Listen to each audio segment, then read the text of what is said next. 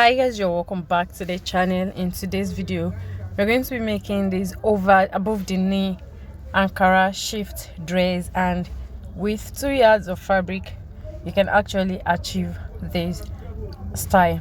So I folded my fabric into 4 because I'm going to be cutting together. So I folded using my hip measurement. That's the biggest part of the body anyways, depending on the person you're sewing for. It could be the tummy, it could be the bust.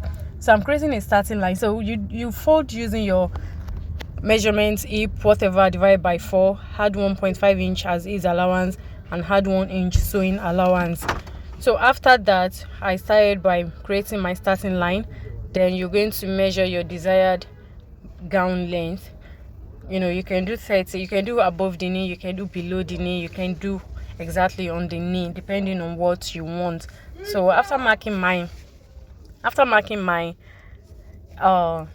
desired length, I'm going to add my hemming allowance. You can do 1 inch, you can do 1.5 inches, you can even do 2 inches. Now this depends on the amount of fabric you have, and it also depends on how you want your hem to look like. After that, I'm just going to go ahead and mark all of these into a straight line. You're going to mark all of these into a straight line, after which I'm going to go ahead and cut out the remaining piece fabric at the end of the dress. This because I just want you to see what I'm actually working with, because I noticed the chalk wasn't really showing very well on the fabric. So at this point I'm still trying to create my line, after which I'm going to just go ahead and cut out the remaining piece at the down part of the fabric.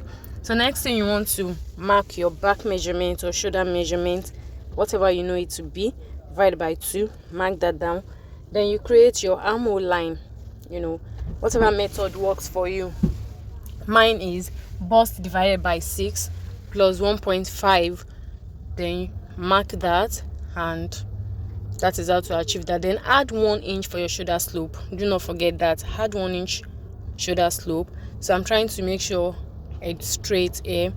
That mark you whatever you have on your shoulder line, you're also going to mark it on this chest line so that you can have a straight armhole line. So I'm going to make that into a straight line now and connect it properly so that we can get our armhole curve from there. Now for our armhole curve, after you've gotten your 1 inch slope, you're going to mark your 1 inch slope. Then you're going to go ahead and find the mid point of the remaining measurements you have on the line, as you can see me. So when you get the midpoint, that is half of what you have. Mark it and go out by, or go inwards by half of an inch. So from that half of an inch, connect it to your shoulder line. Then on your chest line, try to get your bust measurement, divide by 4 obviously, and then add your ease, then you add your sewing allowance. So whatever you get there, use that to create your armhole curve. So that is what I'm doing at this point. I'm marking my shoulder measurement, my bust measurement, my ease, and also my sewing allowance. Now you're going to move to the waistline. So for the waist, you're going to determine what your waistline is. For this person is 17 inches. So okay, I'm going to mark my neck measurement. For this I use 3 inches width. Then for the back depth, I used just 1 inch. You can actually do half inch. So I did 1 inch, then I decided to wait till later to get my front measurement. It has slits, so it's something I don't want to touch yet. So next thing, connect your shoulder slope to your neck width, after which you're going to, do not forget your joining allowance too, half inch joining allowance. Do not forget that, so that you don't alter your measurements. So after getting that, you're going to move to the waist line. So mark your waist line, that is shoulder to waist measurement. After you've gotten that, you move to the hip line, that is your shoulder to hip. So next thing is to take our measurements. We have taken our bust measurement already.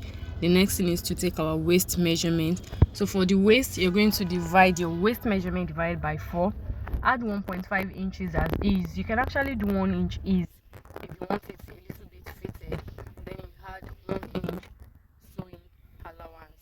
Then you move to the hip line after the waist. You take your hip measurement divided by 4, you add 1.5 inches ease allowance, then you had 1 inch sewing allowance as well. So now whatever you have on your hip line is what you're also going to mark on your hem line. So it's going to be the same measurement. Whatever your hip measurement is what you're going to put on the hem line. So that is your hip divided by 4 plus 1.5 inches ease and 1 inch sewing allowance. Then you connect all of these appropriately, after which we're going to go ahead and cut out our fabric. So that's what I'm doing. I'm trying to connect all the dots at this point, and I'm connecting the waist to the hip, then taking it back to the chest line.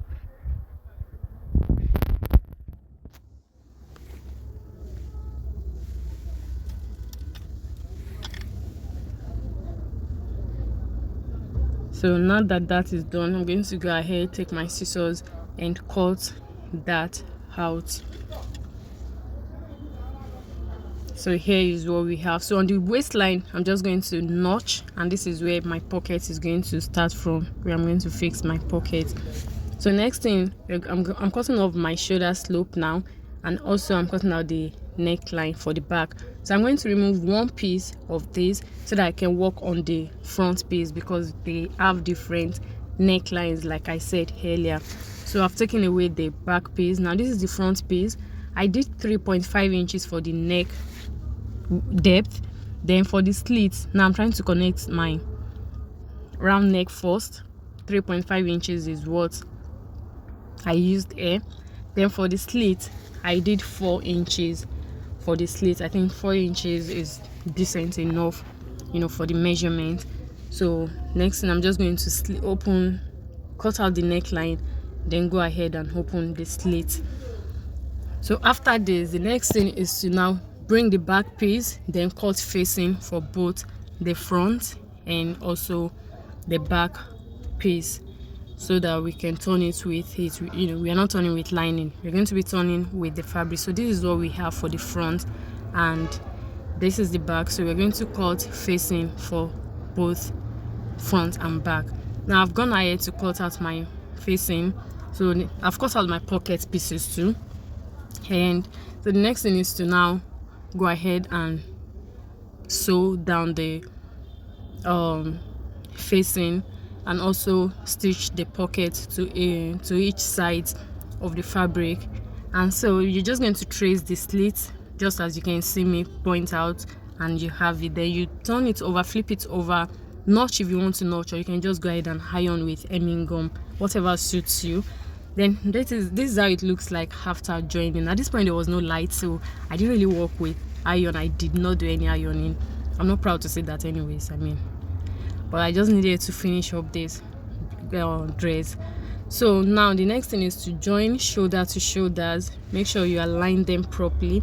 So you align each shoulders, after which you're going to sew from your armhole.